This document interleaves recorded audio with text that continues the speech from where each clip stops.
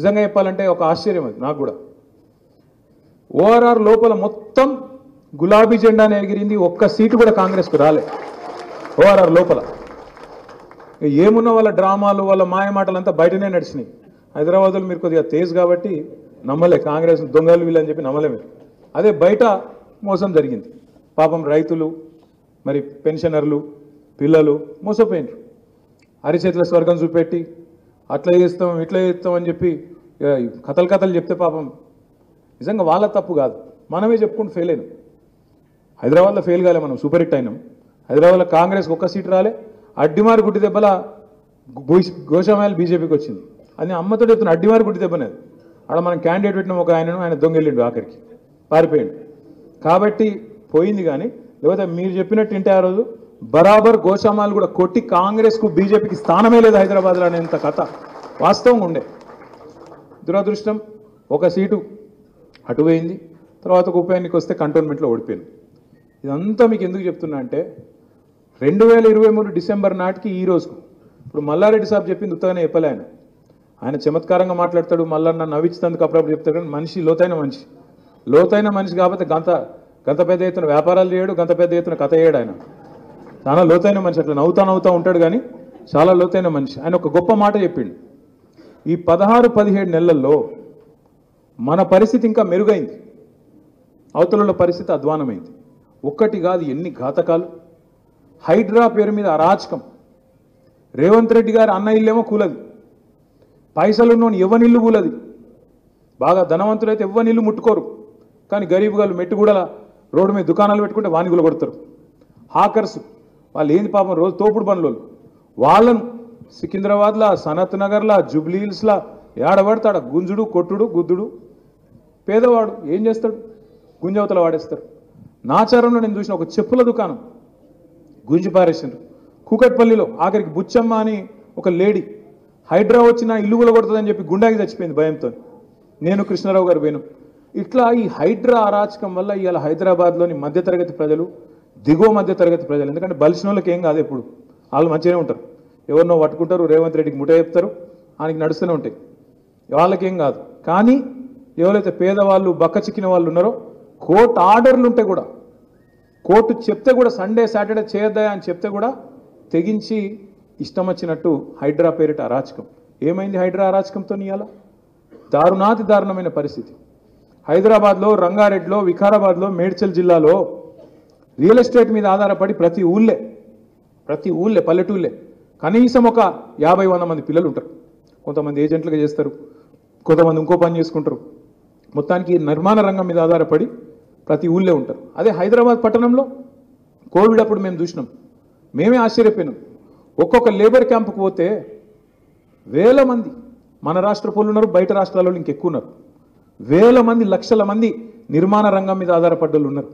పాపం వాళ్ళు hand to mouth, బట్టకు పొట్టకు తిప్పలు పడేటోళ్ళు, రోజు రెక్కాడితే కానీ డొక్కాడనోళ్ళు, వాళ్ళందరి కడుపు మీద కొట్టింది ఇవాళ కాంగ్రెస్ ప్రభుత్వం. రియల్ ఎస్టేట్ డమాల్ అన్నదని చెప్పి ఇవాళ నేనో మీరో చెప్పుడో కాదు, మొత్తం రిపోర్ట్ల మీద రిపోర్ట్లు వస్తున్నాయి. బెంగళూరు మంచిగుంది, చెన్నై మంచిగుంది, ముంబై మంచిగుంది.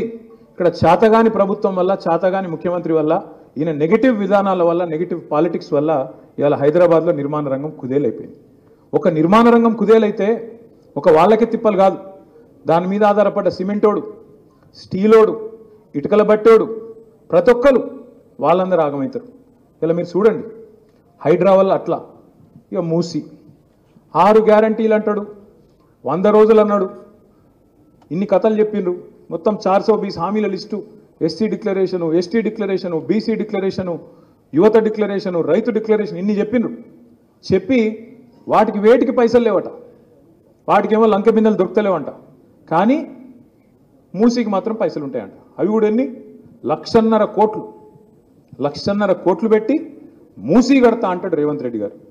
ఎందుకయ్యా మూసీతో మురిసే రైతులు ఎంతమంది, మూసీతో వచ్చే ఉద్యోగాలు ఎన్ని, ఇది అడిగితే సమాధానం చెప్పాడు. మూసి ఏం చేస్తావు, మూసి మేమే కట్టినాం కదా ఎస్టీపీలు మొత్తం, నువ్వేం చేస్తావు? కేవలం గోదావరి నీళ్లు తీసుకొచ్చి గండిపేటలో వస్తే మంచిగా కిందికి దబాయించి ఇయ్యొచ్చు కదా, మంచి స్వచ్ఛమైన నీళ్లు, ఎందుకు ఆగం చేస్తున్నావు, ఎందుకు ఇన్ని బతుకులను ఆగం చేస్తున్నావు, ఇల్లుగులో కొడుతున్నావు అంటే సమాధానం రాదు.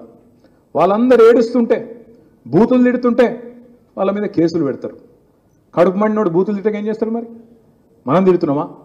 ఇలా రేవంత్ రెడ్డి గారిని జనం తిట్టే తిట్లు ఇంకో ముఖ్యమంత్రి ఇంకో నాయకుడు అయితే అమ్మతోడు చెప్తున్నా ఆయనతో బకెట్లో నీళ్లు పోసుకుని అలా దుంకి చచ్చిపోతుండే. రేవంత్ రెడ్డి కాబట్టి నడిచిపోతున్నా అని దులుపుకొని పోతున్నాయి. అంటే ఇది ఒక్కటే కాదు, ఇప్పుడు అదే అన్న యాద్ చేస్తున్నాడు. హైదరాబాద్లోనే మూడు అరాచకాలు: హైడ్రా, మూసి, ఇప్పుడు మళ్ళీ నిన్న భూములు, హెచ్సియు.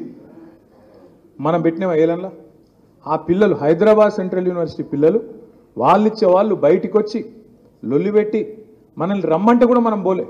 ఎందుకంటే మనం పోతే ఏమంటాడు? చెప్పలేదా ఈ గుంటనక్కలు పోయి చేసిర్రు, ఈ బీఆర్ఎస్ వాళ్ళు పోయి చేసిండ్రు అని చెప్పి పిచ్చి మాటలు మాట్లాడతాడు. అందుకే మనం వాడికి పోలే. ఏమున్నా బయటికి వెళ్ళి మద్దతు చెప్పినాం, మీడియా ద్వారా చెప్పినాం, అవసరమైతే న్యాయ పోరాటం చేస్తామని చెప్పినాం, కానీ అందులో పోలే. కానీ ఆ ఉద్యమాన్ని కూడా మలినం చేసే విధంగా ఎంత చిల్లర మాటలండి ఒక ముఖ్యమంత్రి. ఆడ జింకలు లేవు, గుంటనక్కలు ఉన్నాయి అంటాడు.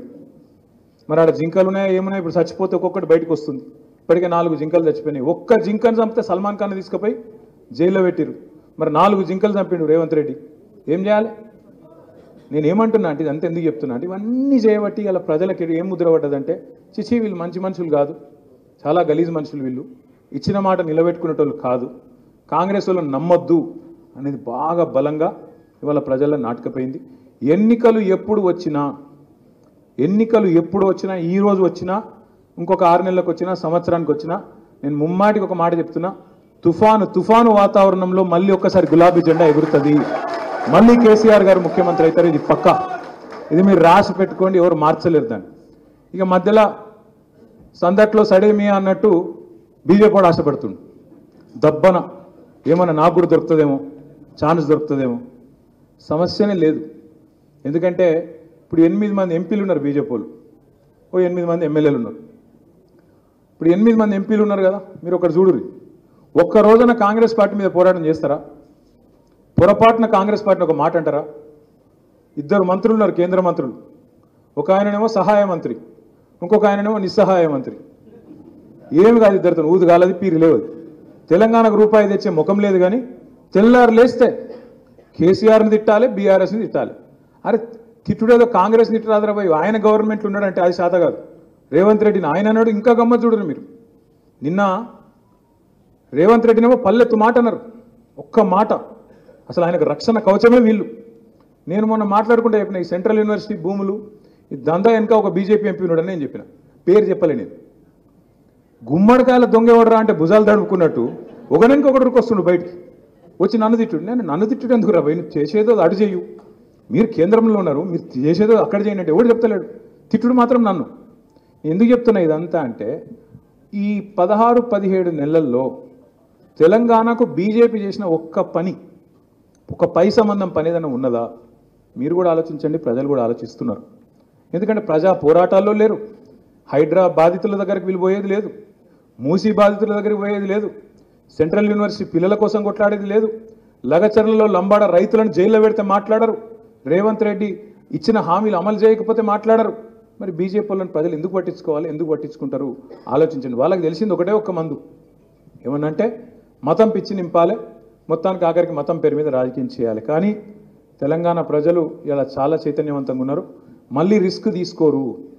అమ్మో మొన్ననే కాంగ్రెస్ నమ్మి బొందల పడ్డం, ఈసారి మాత్రం రిస్క్ తీసుకోవద్దు, ఈసారి మళ్ళీ ఈ లంగలను నమ్మితే ఇంకా రాజకం వీళ్ళు అని చెప్పి భయంలో ఉన్నారు.